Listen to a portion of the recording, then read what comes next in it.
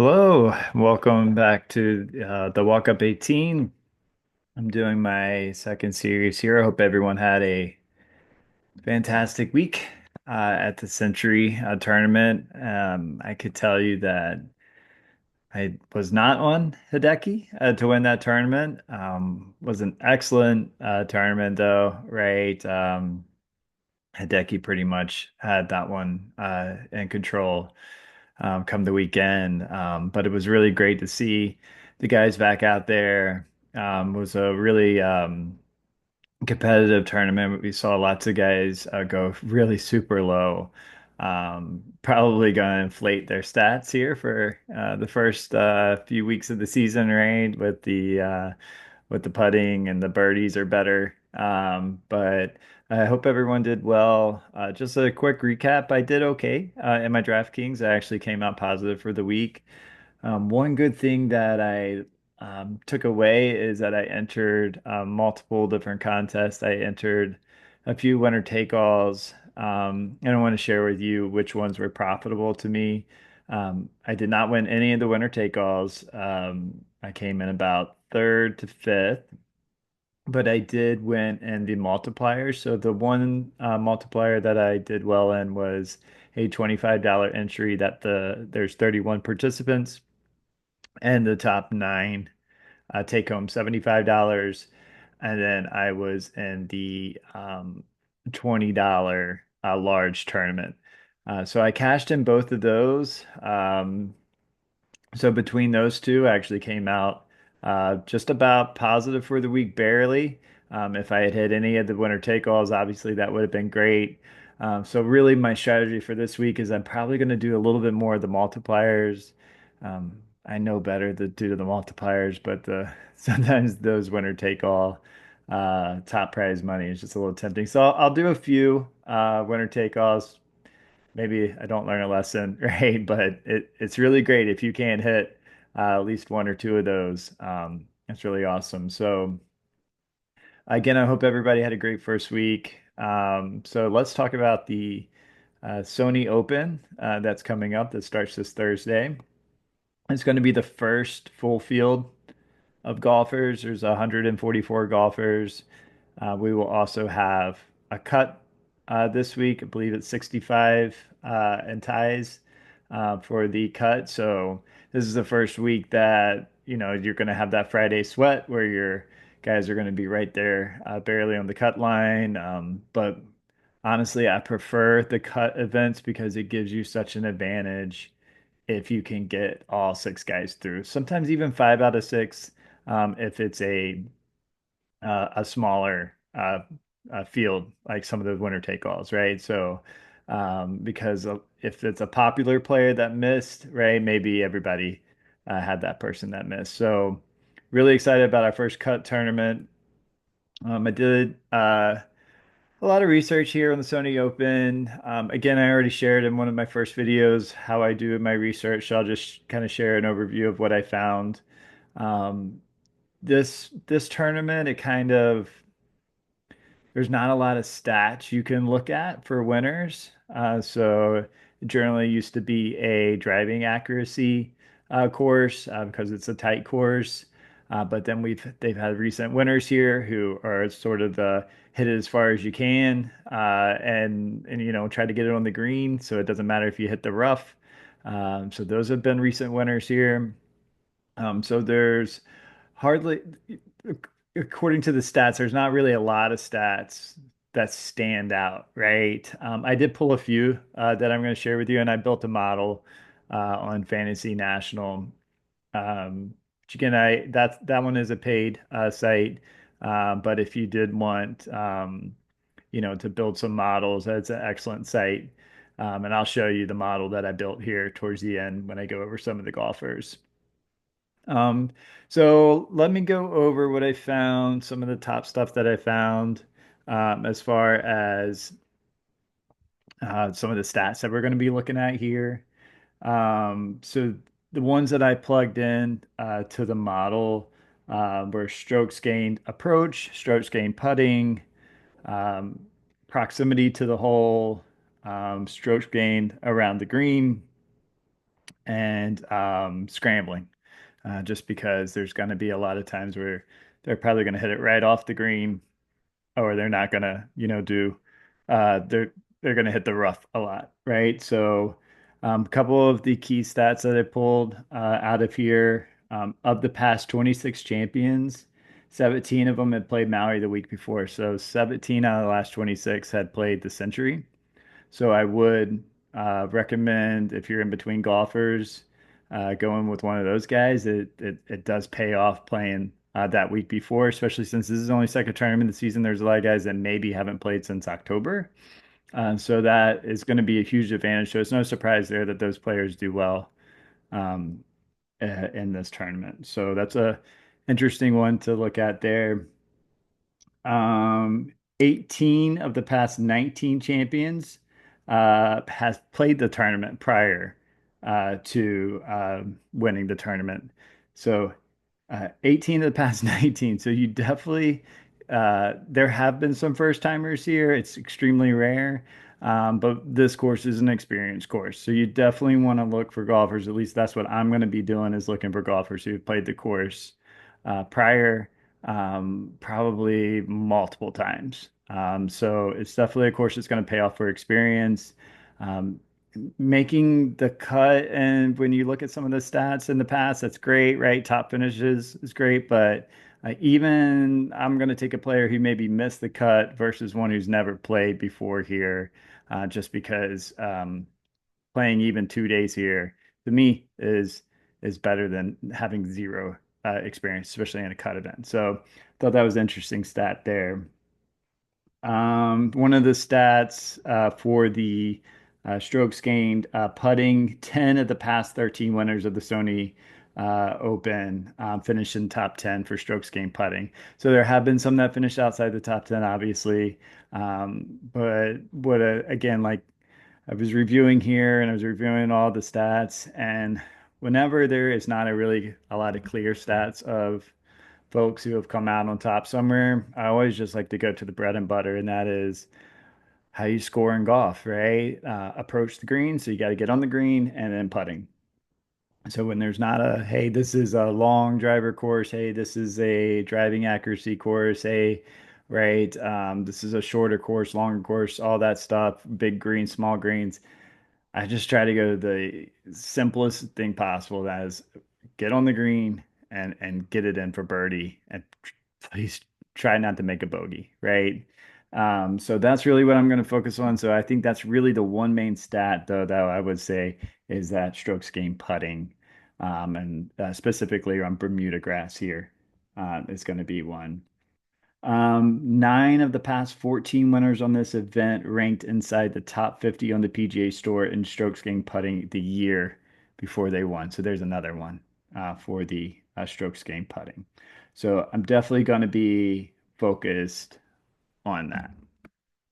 So what I did was I took all that information, right? And then I did want to go ahead and I'll share here some of the research that I did.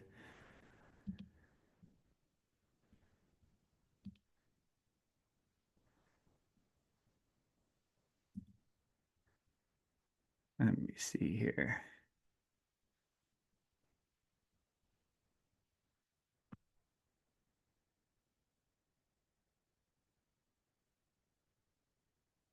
Oops, I'm in trouble sharing here.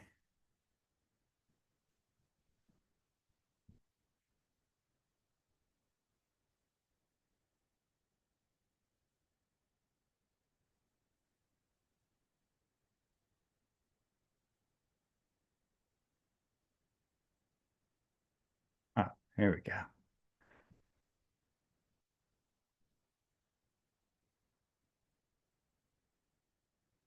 All right.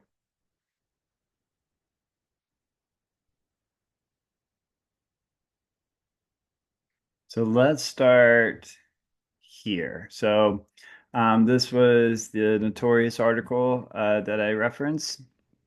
This is one of, like I said, this is one of the main ones that I like to use. So this is going to show their odds compared to their salary, show the past 5 years, and then their most recent um, events as well, how they played. So this is a really good snapshot of everything all together. All right, so when we look at this and we do it by sorted by salary, right? That's where we're going to see some of the odds that start to come out. So really, like I said, I like to use this because you can scroll down and you can see when there's odds that may be a little bit of outliers compared to their salary. So at first I did this and you can see there's some guys that just, I'm telling you, you can see Nick Taylor, he's not gonna hit on any of the models that I built. Hasn't played well recently, but man, he plays the course really well. Um, I might throw one in a GPP with Nick Taylor based off that, but for the ones for the cash game, I'm just going to show you what how I built this some of the lineups that I did. So let's go here. Again, this is Fantasy National. So again, it's a paid one, right? But it's an excellent if you're gonna play fantasy golf and you want a little bit insight here. I'm gonna show you. I think it's an excellent site. So I put in the strokes gained putting, the proximity. Um, in fact, I can show you the model approach around the green, putting. I put these all pretty much evenly because I think if there's one thing that kind of stands out is the putting. But what I can do is I can just look at that when I'm looking at the players. So I look at the model ranks here and then look at the salaries. And then I can also reference here. So for example, obviously Hideki's going to stand out. He's ranked number one in the model here. It's no surprise here that he's the favorite as well to win the tournament after his performance last week. Um, but let's look for some value, guys. So number two in the model is Harry Hall at $8,100. The only thing he's really lacking here is proximity. Again, not a huge deal. It's just one small percent of the model. So if the other, all these are ticking right here, approach, especially, where I'm looking at that putting seventh. And then I come over here and I go, okay, he's 8,100. All right, so he's played the course before, right? That's an important part of the equation here. Highest finish looks like a 28th. However, he made the cut twice and he's a much improved player now. So I'm going to tell you, I'm probably going to start my lineup right here with Harry Hall just because of a really great value. Now, based off that, you can look, okay, JJ Spawn, right? He's number four in the model. Now, again, the model's not saying this is how they're going to finish by any means in the tournament, right? It's just, hey, based off the data that I put in here, these guys should finish well. So let's just to kind of show you my thought process. Let's go look at JJ. Go a deeper dive in him at 7,200. Use multiple tools here, right? So you're not too biased in one tool. Okay, so JJ's played it one, two, three, four, 5 times. His highest finish is a 12th, but he's only made the cut once out of 5 times. So compared to Harry Hall, I think I see why JJ is priced at 7,200, right? So this is why I'm probably not going to go with Harry. Now, let's go down to another player that I really like, Russell Henley. I'll show you why I really like Russell. Look at these stats across the board. I mean, 47th is his lowest one, but that's still not bad, right? And he played really well last week. Strokes gained. And then when you come over here and you look at some of the history of Mr. Russ, boom, fourth, 32nd, second, 11th. Way back in 2019 was his lowest finish, right? So out of these guys, obviously Hideki, he's going to have to win pretty much to pay off that salary. But when I'm looking at some of the guys here, I'm probably going with Russ. So I can tell you the guys that I picked, right? Russ. The other one, you're staring right at him, his name, right? Mr. Corey Connors, Canadian, top Canadian, I believe, last week to finish in the Century, played really well. And you can see that he's ranked right down here at number nine. So some of my favorite players, I'm going to have Hall. I'm going to have Henley. I'm definitely going to go um, Corey Connors.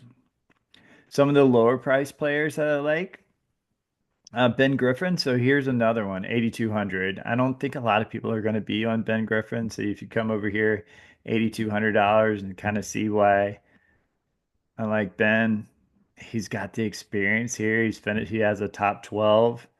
Um, right? So I'm really kind of liking Ben here. Again, I favored him, so I could, build these lineups here. So you'll kind of see some of the same things down here. So other players I like Eric Cole. One of my favorites this week is Novak. Novak's a guy that kind of came on strong last year. I'm surprised he's still cheap at, I guess 7,400 is not too cheap, but compared to how he played last year, and some of these guys, I think are just going to get even better. I like that he's going to go off early in the morning, right? Um, and I think the only weakness here you can see is around the green. Hey, but man, when you're 15th and approaching, maybe you don't hit it off the green that much, right? But I also love that he's 18th in strokes gained putting. He's going to be one of my favorites to play this week. Another sleeper that I like, Ben Silverman, not a household name, right? But let's take a look at Ben. He actually ranks number 23 on the model and he's only 6,700. So the point behind that is how can I fit the Taylor Pendriths or how can I fit the Corey Connors and the Russell Henleys? I'm going to need a cheaper player, right? And I want one that's going to make the cut. If they can make the cut, they could do anything on the weekend, right? But mainly in a cut event, you want somebody hopefully that can make it. So let's go look at Ben real quick at 6,700. Again, this is just how I do my lineups, and this is how it makes sense to me. So hopefully this helps some of you. But look at that. All right. He's played the course before. Not only did he play it, but 18th. So if I can get anywhere close to that, I'd be very happy. All right. And then we got another one of my favorites. And this is one that I saw a lot when I was looking at like the betting picks and everything. A lot of people are going to be on Taylor Pendrith, and understandably why. Again, the only stat you can see here that he's kind of low on is the strokes gained around the green. And that could be, that could penalize, right? But if you're ninth and approaching, again, maybe you don't have that many opportunities here, right? Maybe, um, you know, this isn't hurting you too much because, man, looks like he can really putt once he gets on there, right? Um, and then also the strokes to aim tee to green is really well. So those are the things I really like here. Some of the players that I really like. One other tool, if you could kind of play around, you see, I said putting was probably the main thing, right? So if you want to look at some of the top putters, right, and see how they compare over here, you can kind of see why their model's a little bit lower, but nothing wrong with Mac Hughes, right? Number one putter. I did the pass, so you can see 36 rounds. We can also change if you'd like to Bermuda, see if that changes our model. It really doesn't too much. Russ is still up there. Even if we change to Bermuda, Hideki's still ranked number one. Corey Connors is still up there. So these are the guys that I'm going to play. So again, just a quick recap here. Um, if you don't want the paid tool, you don't have to have it, right? Shared it with you just so you could kind of see where my thought process was, just to kind of solidify some of these picks. This tool's excellent. I think you can get a lot about out of this alone. Remember, all the betting picks are mainly done using a lot of these tools that we're using, right? So a lot of the books, right, know exactly why these guys should finish well. They know all the stats we're talking about as well. So I think this is a really excellent free tool that you can use. And just looking at this free tool, right, I could see why Hideki, he's won the tournament here before. But if I look out of these top three guys who are 20 to odds to the nine, right? I'm probably this is why I'm going with Russ. If I scroll down, I want a little bit of value, right? Putman's a guy that can get it around. He's not an exciting name, but he can get it around, especially on a tough course. Um, Mr. Kuchar actually ranked up there in my model, and I don't see any reason why not to put Kuchar in there. Again, the guy who's not going to rank high on your model, but has lots of experience here is Nick Taylor. So feel free to use this tool. Again, I will be doing a lot of the multipliers this time to try to be a little bit more profitable on the week. I hope this was helpful to you all. I really encourage you to try, like, even if you want to try something like the $3 tournaments, just to kind of see how it works and see what it likes for you. But if you like this and more, I'll be back next week with the results, and we'll do the next tournament next week. All right. Thanks all for listening. Bye now.